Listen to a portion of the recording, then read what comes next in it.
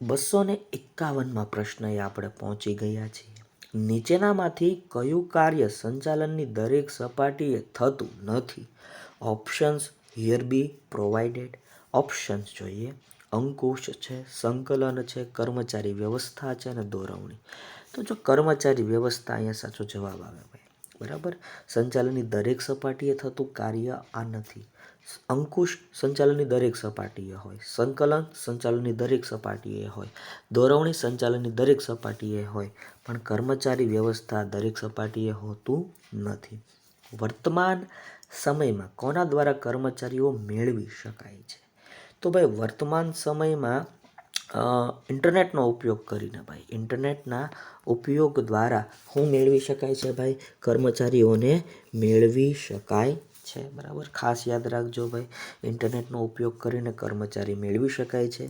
માનવ સંસાધન સંચાલનમાં કર્મચારીઓને શેના તરીકે સ્વીકારવામાં આવ્યા છે? તો માનવ સંસાધન સંચાલનમાં કર્મચારીને ભાઈ માનવી તરીકે સ્વીકારવામાં આવ્યા છે. બરાબર.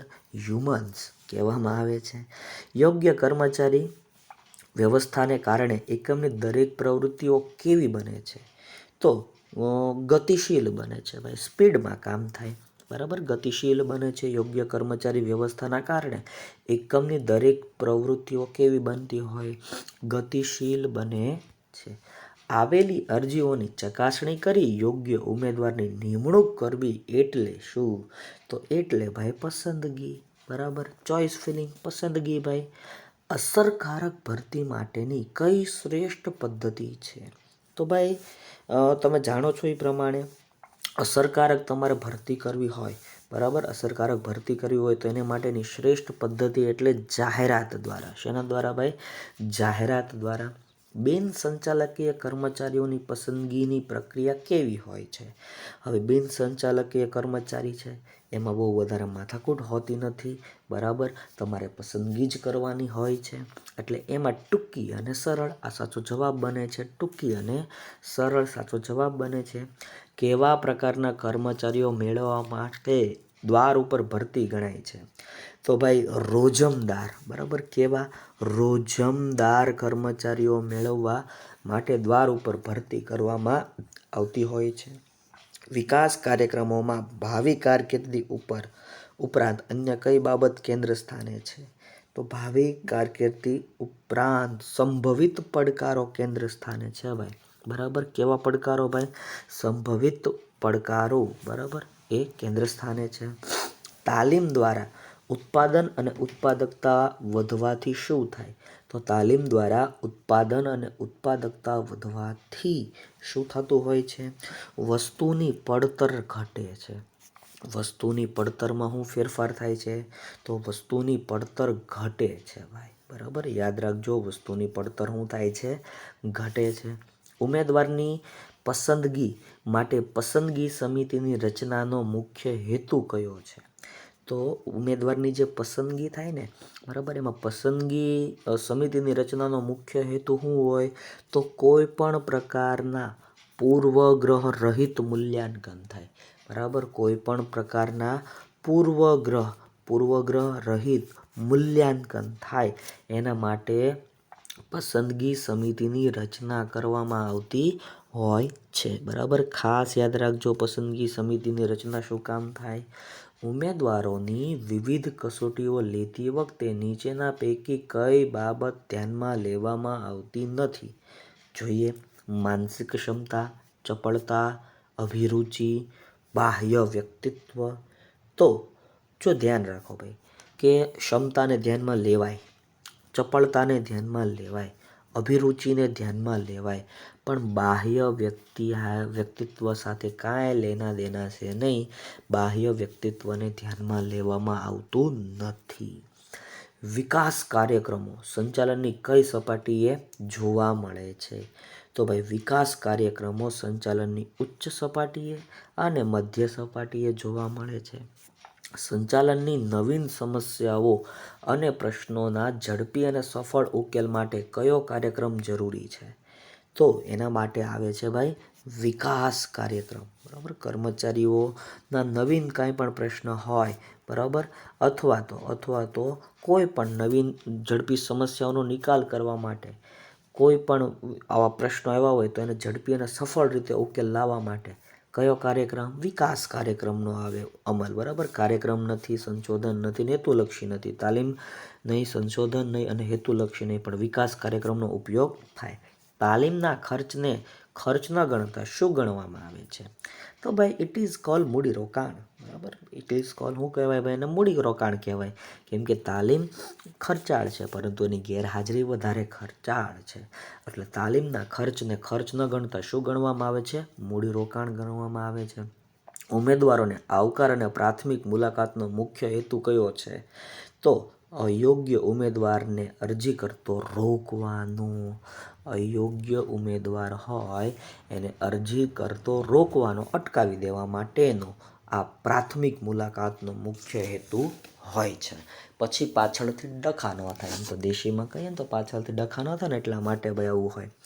ઠેકેદારો સામાન્ય રીતે કેવા પ્રકારના કામદારો પૂરા પાડે છે? તો ઠેકેદારો બિનકુશળ કામદારો, કેવા? બિનકુશળ કામદારો પૂરા પાડતા હોય છે. ખાસ યાદ રાખજો. ભરતીની કઈ પદ્ધતિમાં કામદારોનું શોષણ થવાની શક્યતા છે? તો ઠેકેદાર દ્વારા. ઠેકેદાર દ્વારા જે પદ્ધતિથી કામદારોનું ભરતી કરવામાં આવતી હોય એમાં શોષણ થવાની સંભાવના છે. કોન્ટ્રાક્ટર ભાઈ, બરાબર, પોતાનું કમિશન ખાઈ જતા હોય છે. પ્રતીક્ષા યાદી પ્રમાણે ભરતી કરવી હોય તો ઉમેદવારની કઈ બાબત ધ્યાનમાં લેવામાં આવે છે? તો એમાં મિત્રો પ્રતીક્ષા યાદીની વાત છે ભાઈ, બરાબર. એટલે કે વેઇટિંગ લિસ્ટની વાત છે. તો વેઇટિંગ લિસ્ટમાં જ્યારે પણ વાત આવતી હોય ને ત્યારે એનો ક્રમ મહત્ત્વનો છે ભાઈ, બરાબર. મેરિટમાં એનો ક્રમ બહુ મહત્ત્વનો છે. કર્મચારી વ્યવસ્થાનો અગાઉનો ખ્યાલ કઈ બાબત પૂરતો મર્યાદિત હતો?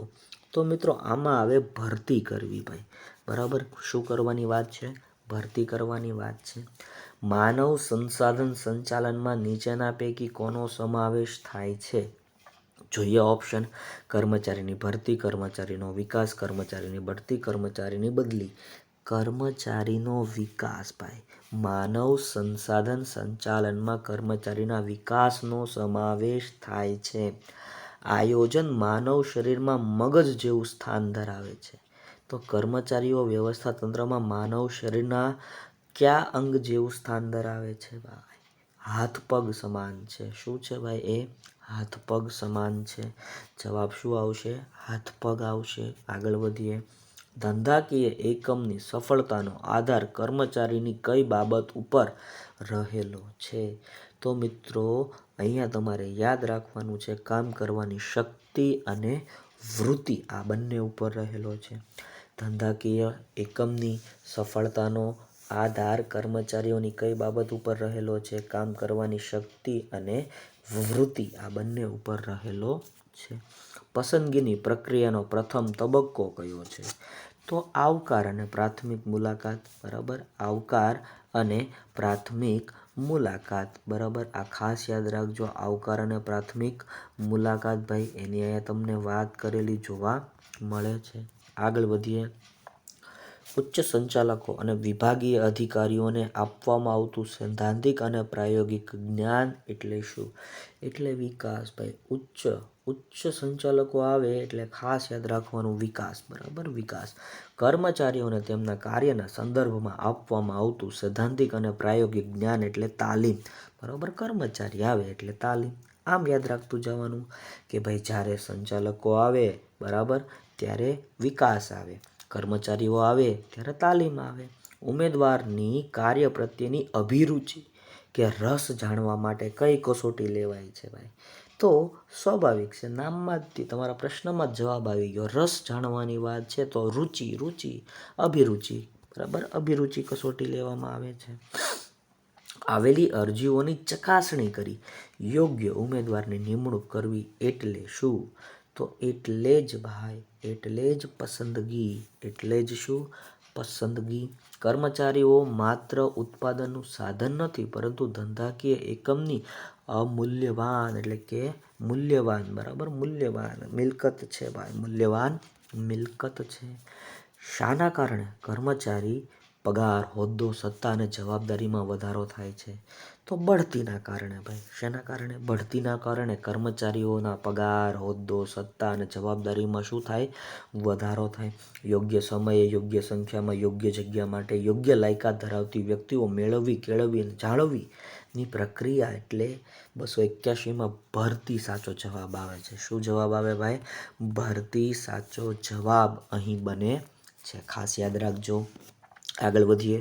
મોટા ભાગના એકમો વર્તમાન સમયમાં હવે કર્મચારી વ્યવસ્થાના વિભાગને કયા નામે ઓળખે છે? તો માનવ સંસાધન વિભાગ, બરાબર, human resource management, human resource management. ધ્યેય પ્રાપ્તિ માટે જરૂરી કર્મચારીઓનું આયોજન કરવું, તેમની પ્રાપ્તિ અને તેમના વિકાસની પ્રક્રિયા એટલે શું? તો એટલે માનવ સંસાધન સંચાલન, હ્યુમન રિસોર્સ મેનેજમેન્ટ. કર્મચારી વ્યવસ્થા માનવ શરીરમાં શાનું સ્થાન ધરાવે છે? તો હાથ પગનું સ્થાન ધરાવે છે. શેનું સ્થાન ધરાવે ભાઈ?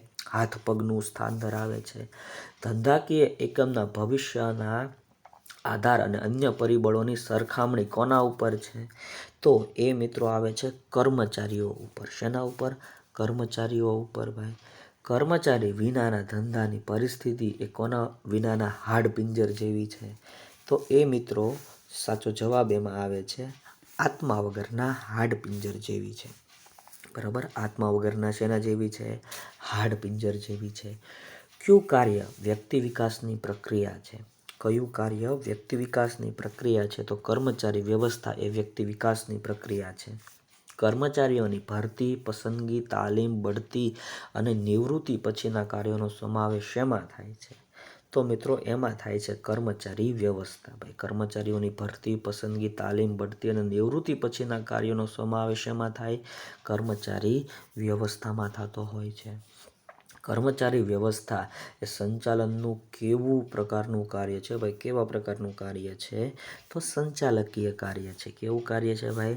સંચાલકીય કાર્ય છે. ખાસ યાદ રાખજો, સંચાલકીય કાર્ય છે. બરાબર, પૂછાઈ ગયું છે. આગળ વધીએ. માનવ સંસાધન સંચાલનનું મુખ્ય કાર્ય. માનવ સંસાધન સંચાલનનું મુખ્ય કાર્ય કર્મચારીઓનું આયોજન કરવું. શેનું આયોજન કરવું? કર્મચારીઓનું આયોજન કરવું. તળ સપાટી સંચાલનથી અહેવાલ સ્વરૂપે ઉચ્ચ સપાટીએ સંચાલન સુધી માહિતી મોકલવાની પ્રક્રિયા એટલે માહિતી પ્રેષણ. બરાબર, એટલે શું ભાઈ? માહિતી પ્રેષણ. બરાબર, તળ સપાટીથી ભાઈ માહિતી અહેવાલ સ્વરૂપે ઉચ્ચ સપાટી સંચાલન સુધી પહોંચાડવામાં આવે એને માહિતી પ્રેષણ કહેવામાં આવે છે. દ્રશ્ય માહિતી સંચારમાં નીચેના પદ્ધતિઓનો સમાવેશ થતો નથી. નકશા, ટેલિવિઝન, રંગો અને આલેખ. તો ભાઈ આમાં ટેલિવિઝનનો સમાવેશ ન થાય, એટલે કે B option is a right answer. નેતૃત્વના અમલ માટે શાનું અસ્તિત્વ હોવું જોઈએ? તો ભાઈ નેતૃત્વના અમલ માટે તાબેદારોનું અસ્તિત્વ હોવું જોઈએ. શેનું અસ્તિત્વ હોવું જોઈએ? તાબેદારોનું અસ્તિત્વ હોવું જોઈએ. એક વ્યક્તિ દ્વારા બીજી વ્યક્તિને સ્પષ્ટ અને અકબંધ સ્વરૂપમાં માહિતી પહોંચાડવી એટલે શું? તો એટલે મિત્રો શું? અકબંધ સ્વરૂપમાં માહિતી પહોંચાડવાની વાત છે, જેને માહિતી સંચાર કહેવાય. નીચેનામાંથી કયું પ્રોત્સાહન નાણાકીય પ્રોત્સાહન છે? તો નાણાકીય પ્રોત્સાહન એટલે ભાઈ બઢતી. નાણાકીય પ્રોત્સાહન એટલે શું આમાં આપેલું છે ભાઈ? બઢતી આપેલું છે. પ્રોત્સાહન આપીને અપેક્ષિત ધ્યેય પ્રાપ્ત કરવાની પ્રક્રિયાને શું કહેવાય? તો ભાઈ એને શું કહેવામાં આવે છે? એને યાદ રાખજો, અભિપ્રેરણ કહેવાય. શું કહેવાય? અભિપ્રેરણ કહેવાય. દોરવણીની જરૂર કઈ સપાટીએ હોય છે? તો દોરવણીની જરૂર દરેક સપાટીએ હોય છે. દોરવણીમાં હુકમો, સૂચનો અને માર્ગદર્શન ઉપરાંત શાનો સમાવેશ થાય છે? તો મિત્રો શેનો સમાવેશ થાય? દેખરેખનો સમાવેશ થાય છે. નીચેના પૈકી કોનો સમાવેશ સારા નેતાના ગુણોમાં થતો નથી? તો ઓપ્શન જુઓ, શારીરિક, બૌદ્ધિક, મનોવૈજ્ઞાનિક અને સામાજિક. સામાજિક અહીંયા કંઈ લેવા દેવા છે નહીં. બૌદ્ધિક ગુણોનો સમાવેશ થાય, મનોવૈજ્ઞાનિક ગુણોનો સમાવેશ થાય અને શારીરિક ગુણોનો પણ સમાવેશ થાય. બરાબર. અવૈધિક માહિતી સંચાર મોટા ભાગે કયા સ્વરૂપે થાય છે? તો અવૈધિક માહિતી સંચાર મોટા ભાગે મૌખિક સ્વરૂપે થાય. કયા સ્વરૂપે થાય ભાઈ? મૌખિક સ્વરૂપે થાય છે. વિડીયો ગમ્યો હોય તો લાઈક કરો, શેર કરો, કમેન્ટ સેક્શનમાં કમેન્ટ કરો અને અમારી આ ચેનલને સબસ્ક્રાઈબ કરીને રાખો. ફરી મળીશ. જય હિન્દ, જય ભારત, વંદે માતરમ.